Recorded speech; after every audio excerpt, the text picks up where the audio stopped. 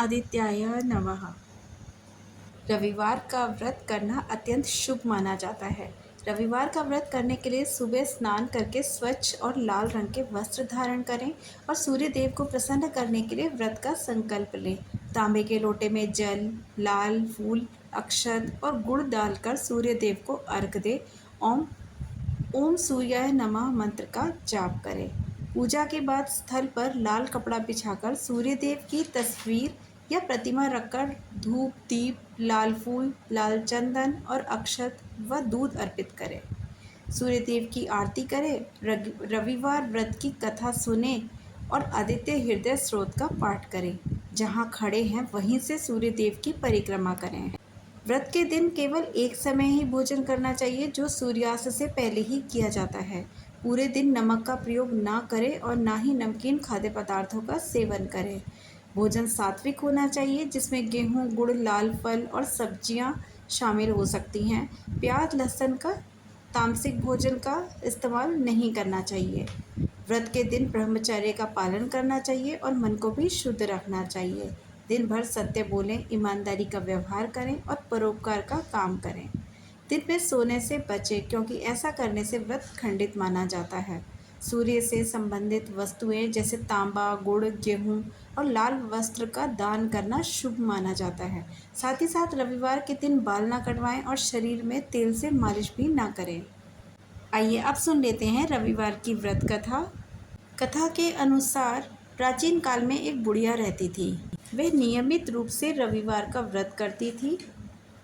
रविवार के दिन सूर्योदय से पहले उठकर स्नान आदि से निवृत्त होकर आंगन को गोबर से लीपकर स्वच्छ करती थी। उसके बाद भगवान सूर्य की पूजा करते हुए रविवार व्रत कथा सुनकर सूर्य भगवान को भोग लगाकर दिन में सिर्फ एक समय ही भोजन करती थी।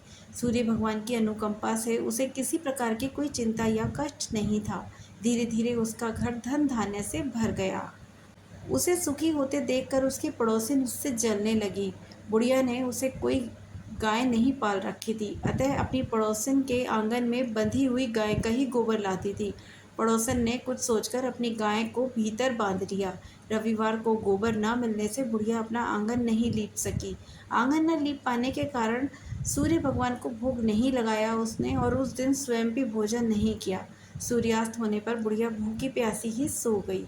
प्रातःकाल सूर्योदय से पहले बुढ़िया की आंख खुली तो वह अपने घर के आंगन में एक सुंदर गाय और बछड़े को देखकर हैरान हो गई।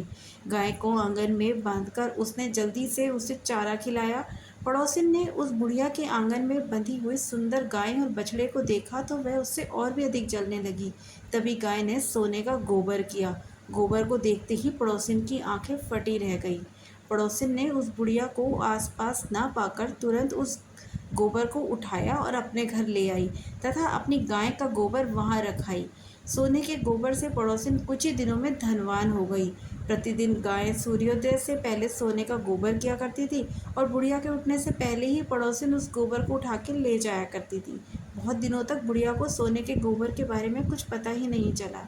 बुढ़िया पहले की ही तरह सूर्यदेव को व्रत करती रही और उनकी कथा करती रही। लेकिन भगवान सूर्य को जब पड़ोसिन की चालाकी का पता चला तो उन्होंने तेज आंधी चलाई। आंधी का प्रकोप देखकर बुढ़िया ने गाय को घर के भीतर बांध लिया। सुबह उठकर बुढ़िया ने सोने का गोबर देखा तो उसे बड़ा ही आश्चर्य हुआ। उस दिन के बाद बुढ़िया को गाय के गोबर की वजह से वह उसे घर के भीतर ही बांधने लगी। सोने के गोबर से बुढ़िया कुछ ही दिनों में बहुत धनी हो गई।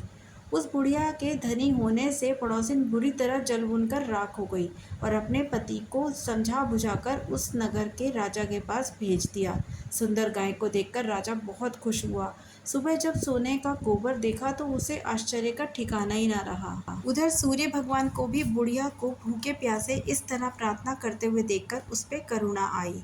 उसी रात भगवान सूर्य ने राजा को स्वप्न में कहा, राजन, बुढ़िया की गाय व बछड़ा उसे तुरंत लौटा दो, नहीं तो मैं तुम पर विपत्तियों का पहाड़ तोड़ दूंगा।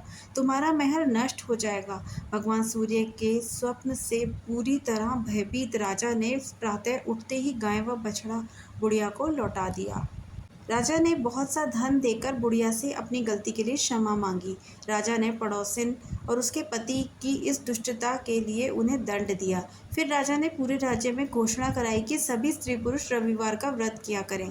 रविवार का व्रत करने से सभी लोगों के घर धन धान्य से भर गए। राज्य में चारों ओर खुशहाली छा गई। स्त्री पुरुष सुखी जीवन यापन करने लगे तथा सभी लोगों के शारीरिक कष्ट भी दूर हो गए। इसी तरह रविवार व्रत कथा संपन्न होती है। भगवान सूर्यदेव आप पर अपनी कृपा सदैव बनाए रखें। ओम आदित्याय नमः। जय सूर्यदेव।